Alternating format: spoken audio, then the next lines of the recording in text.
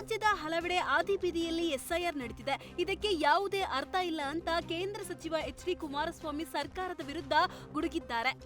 ಒಂದು ಕಡೆ ಆಗಿರುವ ಎಸ್ಐಆರ್ ಪ್ರಕ್ರಿಯೆಯನ್ನು ರದ್ದು ಮಾಡಬೇಕು. ದೆಹಲಿಯಲ್ಲಿ ಕೇಂದ್ರ ಚುನಾವಣಾ ಆಯುಕ್ತರನ್ನು ಭೇಟಿಯಾಗ್ತೀನಿ. ಇಲ್ಲಿ ನಡೆದಿರುವ ಎಸ್ಐಆರ್ ಪ್ರಕ್ರಿಯೆಯನ್ನು ಅವರ ಮುಂದೆ ಇಡುತ್ತೇನೆ.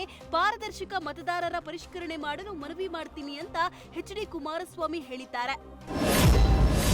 15 ದಿನಗಳ ಒಳಗೆ ಸಚಿವ ಸಂಪುಟ ವಿಸ್ತರಣೆ ಆಗಬಹುದು ಅಂತ ಶಾಸಕ ಎಚ್.ಸಿ. ಬಾಲಕೃಷ್ಣ ಹೇಳಿದ್ದಾರೆ. ಎಂಎಲ್ಎ ಮಾಡೋದು ಕ್ಷೇತ್ರದ ಜನ, ಆದ್ರೆ ಮಂತ್ರಿ ಮಾಡೋದು ಹೈಕಮಾಂಡ್. ವರಿಷ್ಠರು ಮಂತ್ರಿ ಮಾಡ್ತೀವಿ ಅಂತ ಆಶ್ವಾಸನೆ ಕೊಟ್ಟಿದ್ದಾರೆ. ಹಾಗಾಗಿ ಕೆಲ ನಾಯಕರನ್ನ ಭೇಟಿ ಮಾಡಿ ಚರ್ಚೆ ಮಾಡಿದ್ದೇನೆ. ಕ್ಷೇತ್ರದ ಜನರು ನನ್ನನ್ನು 5 ಬಾರಿ ಗೆಲ್ಲಿಸಿರುವ ಖುಷಿ ಇದೆ. ಮಂತ್ರಿ ಆಗೋದು ಬಿಡೋದು ನಮ್ಮ ಹಣೆ ಬರಹ ಅಂತ ಬಾಲಕೃಷ್ಣ ತಿಳಿಸಿದ್ದಾರೆ.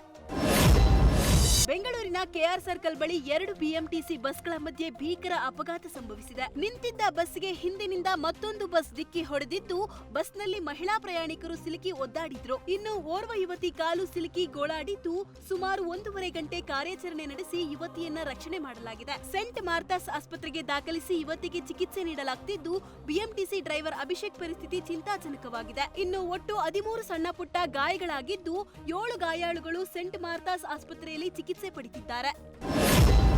ಗಾಯಾಳುಗಳು ದಾಖಲಾಗಿದ್ದ ಆಸ್ಪತ್ರೆಗೆ ಸಾರಿಗೆ ಸಚಿವ ಬೈರತಿ ಸುರೇಶ್ ಭೇಟಿ ನೀಡಿ ಗಾಯಾಳುಗಳ ಪರಿಸ್ಥಿತಿ ಬಗ್ಗೆ ವಿಚಾರಿಸಿದ್ದಾರೆ. ಬಳಿಕ ಮಾತನಾಡಿದ ಬೈರತಿ ಸುರೇಶ್, ನಮ್ಮ ಚಾಲಕ ಸೇರಿ 3 ಜನ ಆಸ್ಪತ್ರೆಗೆ ಅಡ್ಮಿಟ್ ಆಗಿದ್ದರು. ಡ್ರೈವರ್ ಮಾತನಾಡಿಸಿದ್ದೆ, ಮಳೆ ಜಾಸ್ತಿ ಬರ್ತಾ ಇತ್ತು, ಬ್ರೇಕ್ ಹಿಡಿಲಿಲ್ಲ ಅಂತ ಹೇಳಿದ್ದಾರೆ. ಅದನ್ನ ಪರಿಶೀಲನೆ ಮಾಡಿ ಅಂತ ಅಧಿಕಾರಿಗಳಿಗೆ ನಾನು ಹೇಳಿದ್ದೇನೆ.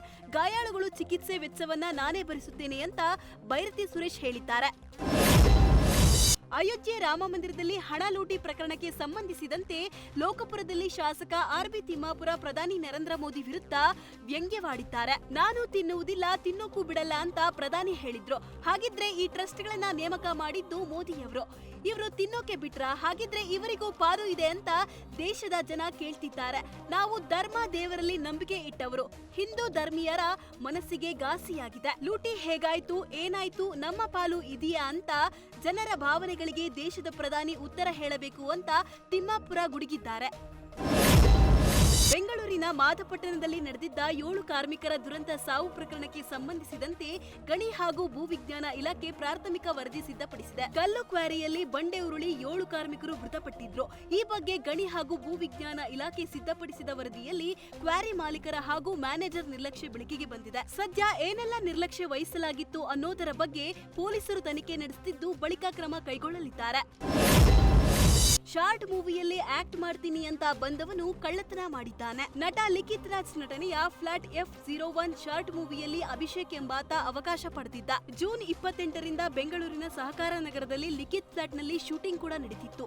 ಈ ವೇಳೆ ದೇವರ ಮನೆಯಲ್ಲಿದ್ದ ಚಿನ್ನದ ಸರವನ್ನ ಅಭಿಷೇಕ್ ಕದ್ದಿದ್ದು, ಈ ಬಗ್ಗೆ ನಟ ಲಿಖಿತ್ ತಾಯಿ ದೂರು ನೀಡಿದ್ರು. ದೂರಿನ ಅನ್ವಯ ಅಭಿಷೇಕ್ ನನ್ನ ಬಂಧಿಸಿದ ಕೊಡಿಗೆಹಳ್ಳಿ ಪೊಲೀಸರು 1.5 ಲಕ್ಷ ಮೌಲ್ಯದ ಚಿನ್ನದ ಸರವನ್ನ ವಶಕ್ಕೆ ಪಡೆದಿದ್ದಾರೆ.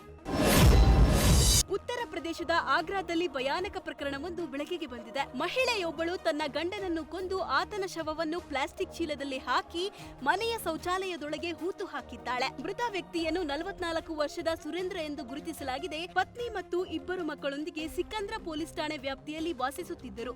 ಮೇ 18ರಂದು ಅವರು ನಾಪತ್ತೆಯಾಗಿದ್ದಾರೆ ಎಂದು ಆರೋಪಿತ ಪತ್ನಿಯು ದೂರು ನೀಡಿದ್ದಳು. ಇನ್ನು ತನಿಖೆಯ ಸಮಯದಲ್ಲೂ ಪತ್ನಿ ರೋಬಿ ತನ್ನ ಪತಿ ಸುರೇಂದ್ರ ಶರ್ಮಾ ಹುಡುಕಾಟದಲ್ಲಿ ಪೊಲೀಸರಿಗೆ ಸಹಾಯ ಮಾಡುವಂತೆ ನಟಿಸಿದ್ದಳು. ಆದರೆ ಕೊಲೆಯಾದ ವ್ಯಕ್ತಿಯ ಸಹೋದರ ರೂಬಿಯ ಮೇಲೆ ಅನುಮಾನ ವ್ಯಕ್ತಪಡಿಸಿದ ಬಳಿಕ ಪ್ರಕರಣಕ್ಕೆ ತಿರುವು ಸಿಕ್ಕಿದ್ದು, 45 ದಿನಗಳ ಬಳಿಕ ಮಹಿಳೆಯನ್ನು ಬಂಧಿಸಲಾಗಿದೆ. ಡಿಸಿಎಂ ಹಾಗೂ ಡಿಸಿ ವಿರುದ್ಧ ಅಪಪ್ರಚಾರ ಮಾಡಿದ ಹಿನ್ನೆಲೆ ಅಡ್ವೊಕೇಟ್ ಕಮ್ ಯೂಟ್ಯೂಬರ್ ಬ್ರಹ್ಮಾನಂದ ರೆಡ್ಡಿಯನ್ನ ತುಮಕೂರಿನ ಎನ್ಇಪಿಎಸ್ ಪೊಲೀಸರು ಬಂಧಿಸಿದ್ದಾರೆ. 17 ನಿಮಿಷ ಡಿಸಿಎಂ ಡಿಸಿ ವಿರುದ್ಧ ಅವಹೇಳನವಾಗಿ ಮಾತನಾಡಿದ್ದ ವಿಡಿಯೋವನ್ನ ಡಿಟೆಕ್ಟಿವ್ ಲೆಜೆಂಡ್ ಯೂಟ್ಯೂಬ್ ಚಾನೆಲ್ನಲ್ಲಿ ಅಪ್ಲೋಡ್ ಮಾಡಿದ್ದ. ಈ ಆರೋಪದ ಮೇರೆಗೆ ಯೂಟ್ಯೂಬ್ ಬ್ರಹ್ಮಾನಂದ ರೆಡ್ಡಿ ವಿರುದ್ಧ ಸೊಮಟೋ ಕೇಸ್ ದಾಖಲಾಗಿದ್ದು, ಹೊಸ ಬಡಾವಣೆ ಪೊಲೀಸ್ ಠಾಣೆಯಲ್ಲಿ ಎಫ್ಐಆರ್ ಕೂಡ ದಾಖಲಾಗಿದೆ. ವೈ ಮಂಜುನಾಥ್ ಮನೆಯಲ್ಲಿ ಇಡಿ ದಾಳಿ ಬೆನ್ನಲ್ಲೇ ಲೋಕಾಯುಕ್ತ ಅಧಿಕಾರಿಗಳು ಎಂಟ್ರಿ ಕೊಟ್ಟಿದ್ದಾರೆ. ವೈ ಮಂಜುನಾಥ್ ಮನೆಯಲ್ಲಿ ದಾಖಲೆ ಸಂಗ್ರಹಕ್ಕೆ ಲೋಕಾಯುಕ್ತ ಅಧಿಕಾರಿಗಳು ಮುಂದಾಗಿದ್ದಾರೆ. ದಾಳಿ ವೇಳೆ ಕುಟುಂಬದ ಸದಸ್ಯರಿಗೆ 30ಕ್ಕೂ ಅಧಿಕ ಲೈಸೆನ್ಸ್ ನೀಡಿದ್ದು ಪತ್ತೆಯಾಗಿದೆ. ಲೈಸೆನ್ಸ್ ಅರ್ಜಿ ಸಲ್ಲಿಸುವ ಮುನ್ನವೇ ಡೀಲ್ ವಿಚಾರ ಬಯಲಾಗಿದೆ.